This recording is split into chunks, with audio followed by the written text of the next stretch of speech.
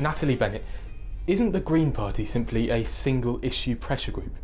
Absolutely not. If you think about three of the things that I spend most of my time talking about, it's the fact that we need jobs that you can build a life on. Just right at the moment, I'm talking a great deal about the need to ban 0 hours contracts, and I've been talking for years really about the need to make the minimum wage a living wage. One of the big issues we're doing a lot of work on is resisting privatisation, and indeed calling for bringing the railways, for example, back into public hands, something that we find very popular. Caroline Lucas has a private members' bill before the House now. Right. And, keeping our NHS public is one of the other big issues that we do a huge amount of work on. Now, all of those are very important to British society. We do a lot of work on housing, we do a lot of work on pretty well every issue you can think of. Do you think the general public and voters understand that and are getting it now? Or do you still think there's that slight problem there, that they see you still as a one-issue party? I think people are getting it more and more every day, every week, every month, every year, as people encounter us more and more, as they're doing in terms of the fact that we're getting more media exposure. We're getting some very good poll results. We just had a poll out last week that put us on for the European election on 12%, with the Lib Dems on 10%. And so, as we get better known and as people hear us talking about a whole range of things, then the fact that we are a complete political party becomes more evident. You said you want a more organisational leadership role and not a hands-on one. So I don't know whether you'll stand for Parliament. What I said was when I was running, I'm not standing for the European elections coming up next year. I'm likely to stand for Parliament. Oh, you would? So yeah. You're not going to stand for European elections. Do you think Green Party members will understand that and support that the fact they have a leader who doesn't want to stand in an election? Well, I think what we've found, no one really knew when Caroline Lucas took the quite brave decision to say she wasn't going to re-stand as leader.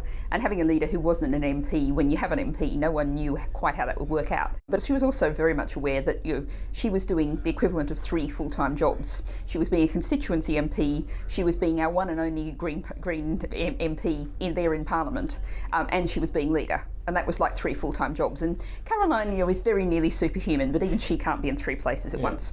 And one of the things that I've been able to do is, travel a great deal more around the country. I was in Darlington last weekend, or the weekend before last, doing a rally about keeping our NHS public. I was in Chepstow for the Green Gathering on Saturday. I'm able to travel far more than Caroline was ever able to do. So it's part of the whole thing of the Green Party becoming much more a national party, not just focused in a few strongholds. Would you describe yourself as a politician? I will admit that whenever I fill in a form and it says occupation, I kind of stumble over writing the word politician. But I spend my life full-time doing politics, so I'd have to describe myself as a politician, yes. There's a risk that there might be no Green MPs after the next election because your only constituency at the moment in Brighton is a Labour target seat. So what are your party's realistic aims and ambitions for 2015? Okay, well, obviously our first priority, and it is very important to the Green Party, is to keep Caroline Lucas's seat. I think many people, even within the Labour Party, find it quite tragic that they're targeting the seat of someone who's doing a lot of things that the Labour Party members agree with, but very few of their MPs are doing. But that's the way it is, and we've just got to fight damn hard and make sure Caroline does keep her seat. And I think, having been down to Brighton quite a lot, she has very high profile, there's very much awareness of what she's doing, and I think Brighton quite likes being a bit special. So that's your ambition then? Continue and have one Member of Parliament? Well, obviously our ambitions, we'd like to go much further. What we're actually looking at doing is obviously our next level seat is Norwich South, where we got a very significant vote last time. But also, what we're aiming to do is identify a whole range of seats, what we're calling advanced seats, up and down the country. And I think we haven't chosen them yet, but it would be safe to say that Bristol West, for example, is likely to be one of them. Okay. There'll be some, one in the northwest at least, some other further north, spread around the country. And that means that we'll be running serious, proper parliamentary campaigns right around the country. And that reflects the fact that, in the county elections just gone, we got our first county councillors in Cornwall, in Essex, in Surrey, in several areas of the West Midlands. So we're becoming much more spread around the country. When you became leader of the Greens, Caroline Lucas said that the party was the most influential it's ever been. You've had your first MP, you just won your first council, and more than 1 million people had voted Green in the European elections. So how do you turn that momentum into support for the Green Party and become more successful than you've ever been? I think there's two things. There's where we are and where the public is. And in terms of where the public is, first of all, there's huge dissatisfaction with the three largest parties. There's no question about that at all. I don't think anyone can challenge that. And we're at a point really where politics is ready to break wide open. It's like the message you see on financial billboards. Past performance is no guarantee of future returns. Right. And that is the point where we are in British politics today. So, the possibilities are there before us. And for us looking, in the immediate future in terms of the European elections, if we got that 12%, then we go from 2 MEPs to 6 MEPs. And that means many more people up and down the country would have an elected Green parliamentarian. And that's a big, important step in the process. Vote for Policies is a website that compares the major UK political parties on a range of key issues. Yep. And people are therefore able to see which party they most agree with. The results show a quarter of all voters agree with Green policies, more than any other political party. So why then has the Green Party so far failed to convert that support for Green policies into support for the Green Party? In one phrase, first past the post. What we have with the British electoral system for Parliament is that we have a system where people have been trained over decades to vote for the person they dislike slightly less than somebody else. Yeah. But what we're seeing is with the old two-party system breaking down, that people are recognising that that's delivered us the kind of politics we have now, and that's not what the politics want. And people are realising that if you're going to get real change, you have to actually vote for what you want. But with the referendum on alternative vote then, and of course that was rejected, it doesn't look like we're going to be moving away from first past the post anytime soon. Well, I think, quite a lot of people after the AV referendum were going around saying that's the end for a generation of electoral reform. And, that is a really quite a stupid thing to say in terms of that's a self-fulfilling prophecy. What we need to do is to be saying that our politics isn't working, and it clearly isn't. And no one can defend the House of Lords as it's currently structured. I mean, we're very pleased that we've just had the first Green Lord in some years. Jenny Jones has been appointed to the House, but as she would say herself, she's there to attempt to abolish it. Yes. And an elected upper house is solely an idea that has to come. What we have now is so archaic, so creaking, so nonsensical.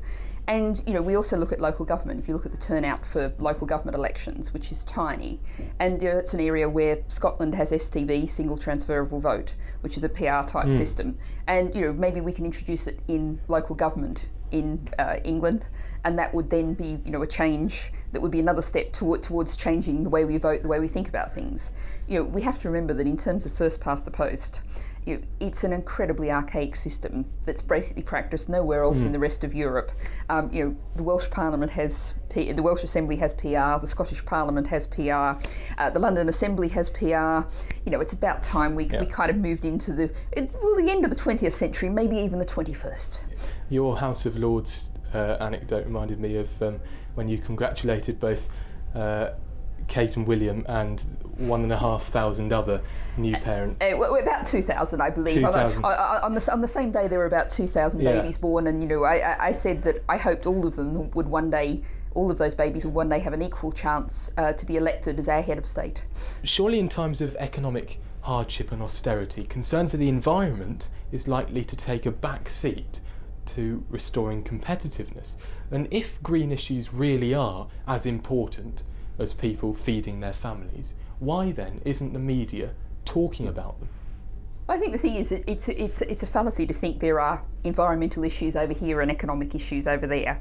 What you have is the whole things are intertwined. A very simple, obvious example is home insulation.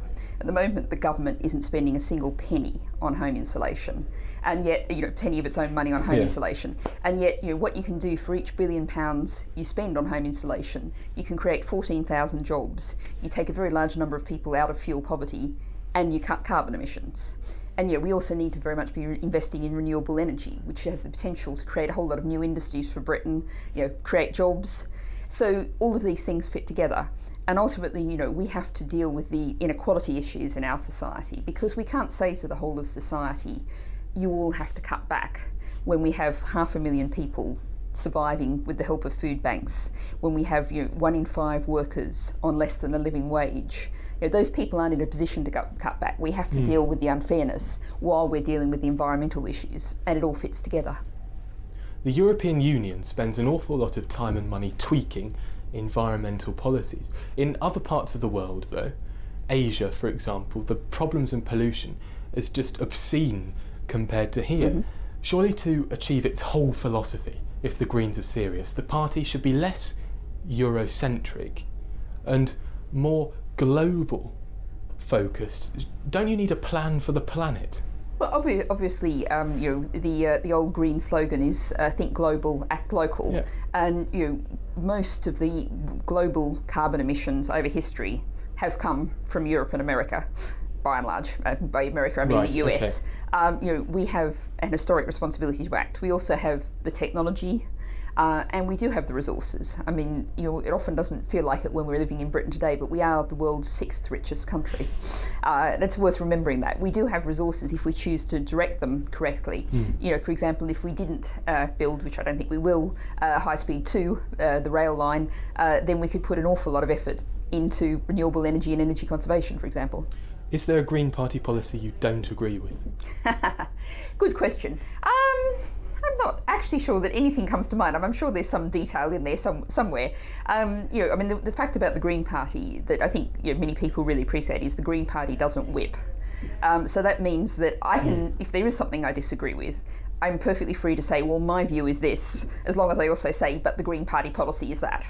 And that's something we believe in growing up politics. We know that people don't agree on every single detail of every issue, and rather than force people to say things they don't believe, we just say what we think.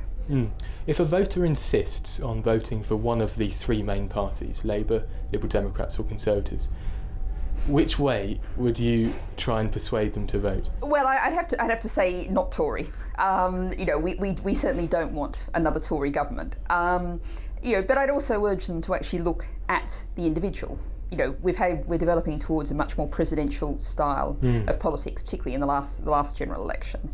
And that's not terribly healthy because you are electing your local representative. So, if you look at them, find out about them, know that if they have, large amounts of oil and gas company shares in their holdings, for example, that they'll have to declare to Parliament, or, which might indicate some of their interests, or find out if they've, what sort of background they've come from. One of the things we desperately need is a more varied Parliament with people from a greater range of backgrounds. So, I would look at candidates and privileged people who bring something different to Parliament.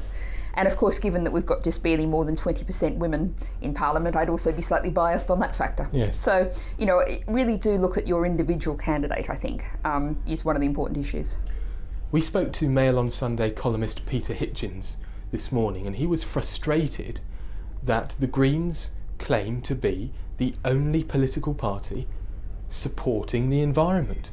And he said that he's quite happy riding a bicycle or recycling and doing all these things, and he says he doesn't need an actual force or UK political party to tell him to do that. We wouldn't tell him to do that. What we want to do is to make his bicycle riding as safe and easy and comfortable as possible. We want to make his recycling as easy as possible.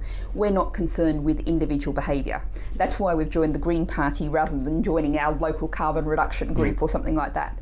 What we want to do is make the green option, the environmentally friendly option, the cheapest, easiest and simplest. And so we're not concerned with telling any individual how to behave. We're concerned with changing our politics, changing our society and changing our economy. Penultimately, I read last week when the party finances were released, I think the Greens were the only UK party to make a profit. Is that correct? In the last... I believe so. I didn't really look at the others. And what you have to remember is that we've got European elections coming up next year, which are a huge issue for us, and then the general election the year after, and of course big council elections both of those years as well. So political party finances do operate on an election cycle, and one of the things you have to remember is we don't take money from big corporate donors. We don't take money from dubious individuals, so that means that we don't expect huge lumps of the £1 million plus range that some of the other parties are able to enjoy coming in. So we have to budget and live within our means, and that's the nature of life in the Green Party when we basically depend on our members and supporters to keep us going. Do you know where you're going to stand in 2015? It's very likely. This is obviously up to the selectors of the Camden Green Party, but we're sitting now in Islington. Just over the other side of the railway line is Holborn and St Pancras, where I stood last time. Yeah.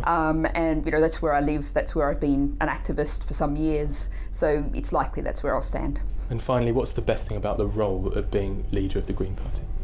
I think it's really great when you sit in a room with anywhere from sort of 40 to 120 people, which is kind of a classic sort of meeting that I do lots of evenings of the week all around the country. And someone comes up to you in the end and says, yeah, I wasn't sure, but now I'm going to vote Green. Yeah. And that's rather nice. What's the worst thing? The worst thing is when someone comes up to you and says, I want to debate the nature of capitalism. Brilliant. Natalie Bennett, thank you very much. I really appreciate your time. Thank you so much. Cheers.